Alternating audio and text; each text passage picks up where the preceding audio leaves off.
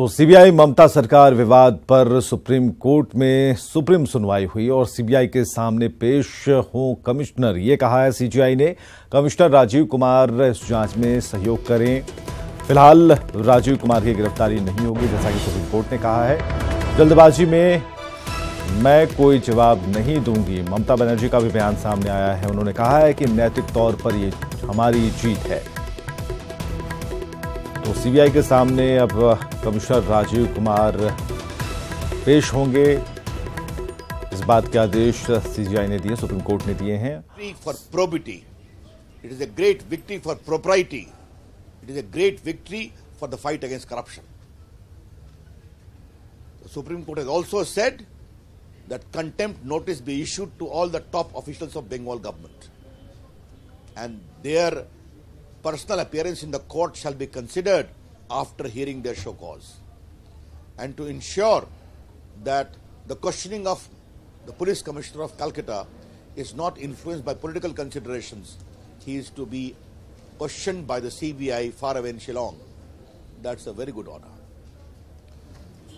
Today we have to raise certain larger questions on behalf of the party. Lakhs of small investors were cheated and looted of their money. Is it not our moral obligation for fair investigation? Why is Mamta ji silent on this? Why are the other political parties silent on this? And this order was given by the Supreme Court to investigate the conspiracy angle and also money laundering angle, whether high people were involved or not, and regulatory failures. But today, this investigation must be done in a fair manner. Let us not politicize it. Today is a great moral victory of the CBI. And I'm sure CBI, as a professional body, will go to the root of the matter. Today, the top officers of the government of Bengal have to show cause and also explain their conduct in the contempt petition.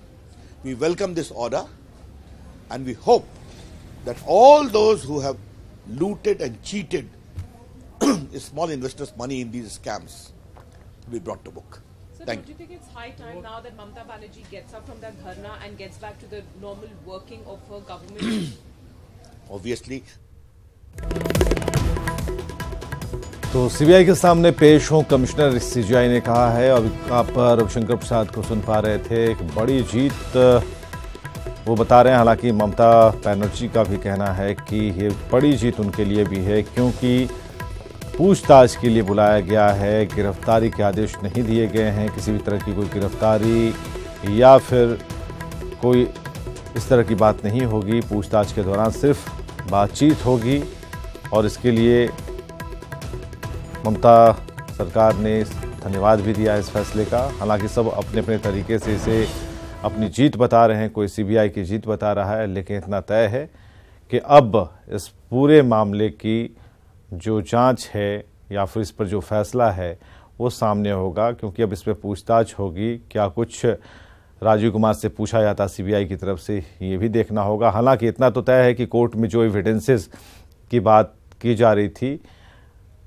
होना पड़ेगा, जो 2.5 साल से नहीं पेश हो रहे थे नोटिस के बावजूद। दूसरा, वो शिलोंग में उनसे सवाल पूछे जाएंगे। तीसरा, उनके सारे वरीय पदाधिकारियों के खिलाफ कंटेम्प्ट की नोटिस हो गई है, उनको जवाब देना पड़ेगा और सुप्रीम कोर्ट उनके खिलाफ कार्रवाई उनके जवाब के बाद सोचेगा। तो ये तो सुप्रीम कोर्ट का आदेश स्पष्ट है।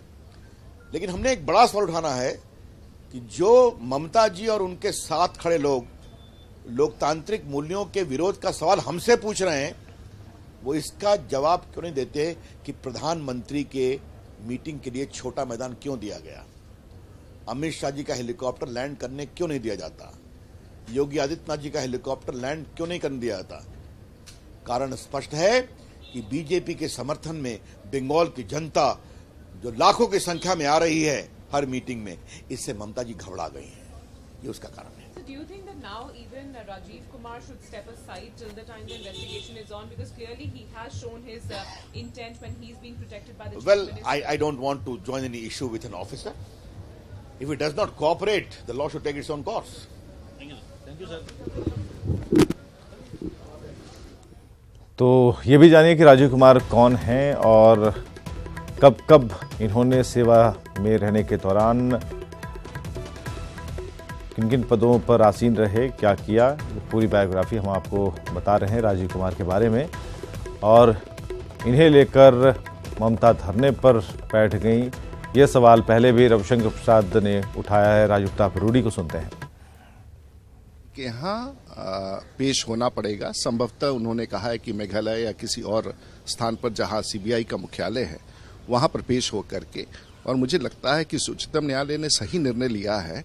जांच की प्रक्रिया जारी रहेगी, अफसर की पेशी होगी, सीबीआई जांच करेगा, और यदि आरोप जो कि एविडेंस मिटाने का है, रिकॉर्ड्स को टैंपर करने का है, डिजिटल एविडेंस हटाने का है, ये सब तथ्य अगर प्रकाश में आते हैं तो स्वाभाविक रूप से दोषी पर कार्रवाई की जाएगी। तो मुझे लगता है कि सुप्रीम कोर्ट ने एकदम सही फैसला किया है और सभी राजनीतिक पार्टी को इसे स्वीकार करना चाहिए। ममता जी को भी इसे स्वीकार करना चाहिए। अब सवाल ये उठता है कि अब ममता जी क्या करेंगे। Well, the supreme court has given a beautiful तो प्रतिक्रियाएं आ रही हैं और साफ तौर पर इसे अलग अलग एंगल दिया जा रहा है। तो इस पूरे मामले पर अब राजीव कुमार जवाब देंगे, पूछताछ होगी शिलांग में और किसी भी तरह से उन्हें टॉर्चर नहीं किया जाएगा, इतना तय है। क्योंकि सुप्रीम कोर्ट ने आदेश दिया है कि उनसे सिर्फ पूछताछ हो, उन्हें पूछताछ के लिए बुलाया गया है। और इस फैसले के आने के बाद, इस आदेश के आने के बाद ममता बनर्जी ने भी कहा कि पूछताछ के लिए हमेशा तैयार है, लेकिन जिस तरीके से ये घटनाएं घटी हैं उससे कहीं ना कहीं सीबीआई की साख पर सवाल खड़े होने शुरू हो गए हैं। वो इस लिहाज से भी कि एक तरफ ममता बनर्जी हैं और दूसरी तरफ केंद्र की सरकार है, और इस मुद्दे पर, सीबीआई के मुद्दे पर दोनों ही आमने सामने हैं।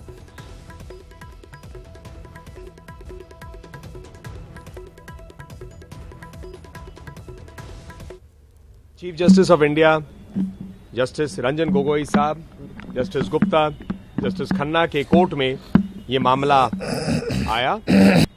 भारत के अटॉर्नी जनरल के वेणुगोपाल जी ने कोर्ट के सामने तर्क रखे और जो रविवार को पश्चिम बंगाल कलकत्ते में जो हुआ सीबीआई अफसरों के साथ, उन्हें किस रूप से उनके साथ हरकत हुई और वहां राजीव कुमार जी प्रस्तुत अपने आप को नहीं कर रहे हैं, ज्वाइन नहीं कर रहे हैं जो उनको समन हुआ था पहले, इसके ऊपर में solicitor general of India Tushar Mehta ji ने भी अपने विचार और बातें रखी कोर्ट के सामने।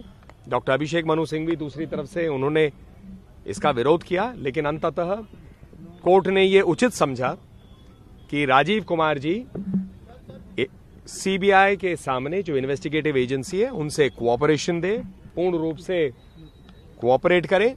साथ साथ ये स्पष्ट किया कि उनके खिलाफ कोई ऐसी कार्रवाई ना हो जिसे कोर्सिव स्टेप कहा जाए। और उस ऑर्डर में यह भी स्पष्ट कर दिया गया है कि जो भी अपने जवाब में ये अफसर लिखित देंगे, क्योंकि आज नोटिस जारी हुई है, तो उसके बाद तय होगा 19 तारीख को सेक्रेटरी जनरल सुप्रीम कोर्ट की जानकारी देंगे उन अफसरों को कि यदि उन्हें यहां पर कोर्ट में खुद यहां अपने आप को प्रस्तुत करना है तो वो ऐसी जानकारी दी जाएगी 19 को, 20 तारीख अगले तारीख के लिए। एक कंटेम्प्ट पिटिशन भी साथ साथ लगाया गया है, क्योंकि इस बात को हम ना भूलें कि ये मामला सुप्रीम कोर्ट के आदेश के आधार पर ही सीबीआई जो है इस नारदा शारदा जो घोटाला है उसमें तहकीकात कर रही है। तो कांग्रेस नेता प्रेमचंद मिश्रा ने केंद्र सरकार पर आरोप लगाए हैं कि सरकार अपने फायदे के लिए सरकारी एजेंसियों का इस्तेमाल कर रही है। जो भी सरकार के खिलाफ आवाज उठाएगा उसके पीछे एजेंसियां लग जाएंगी। का तो आरंभ से ये मानना रहा है कि मोदी जी ने सीबीआई ही नहीं बल्कि ईडी और इनकम टैक्स जैसे जांच एजेंसियों का भी बेजा इस्तेमाल अपने राजनीतिक हितों के लिए किया है। और जो कोई, चाहे वो बीजेपी का आदमी हो या विपक्ष का हो, अगर वो नरेंद्र मोदी का आलोचक है या नरेंद्र मोदी से उसके विचार मेल नहीं खाते हैं या सरकार की नीतियों पर, गलत नीतियों का कोई विरोध होता है, तो इन एजेंसियों का मोदी जी तो इस्तेमाल कर ही रहे।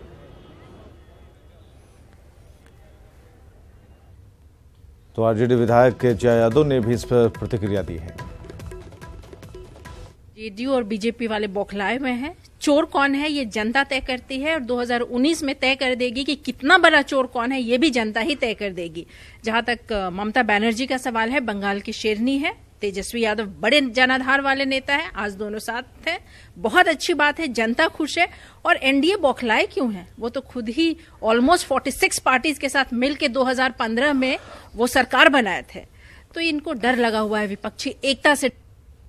बहुत ही ज्यादती हो रही है भारत सरकार की, क्योंकि एक पुलिस कमिश्नर है तो बस 40 सीबीआई के ऑफिसर उसके घर पे जाने की जरूरत क्या है?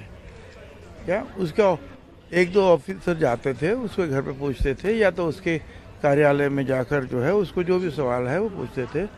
जब बिना वारंट 40 सीबीआई ऑफिसर एक पुलिस कमिश्नर के घर के ऊपर जाके छापा डालते हैं तो इसका मतलब क्या होता है? ज्यादती नहीं है? तुमको इंक्वायरी करना है ना, तो बस उनके ऑफिस में चले जाए, एक ऑफिसर भेज दीजिए, सवाल पूछिए उनको। एक आखिरी सवाल है, पुरुलिया में रैली है योगी आदित्यनाथ की, हेलीकॉप्टर इस बार बोकारो में उतरेगा, झारखंड में, वहां से सड़क मार्ग के जरिए जाएंगे पुरुलिया। निश्चित रूप से वो जाएंगे। जिस प्रकार से योगी आदित्यनाथ जी के यात्रा उस सभा को रोका गया, ये पूरी तरह से असंवैधानिक है और किसी भी मुल्क का कोई भी मुख्यमंत्री मंत्री कहीं भी जा सकता है। ये बंगाल उनके खरीदा हुआ बंगाल नहीं है, उनका किसी का बपौती भाव बंगाल नहीं है।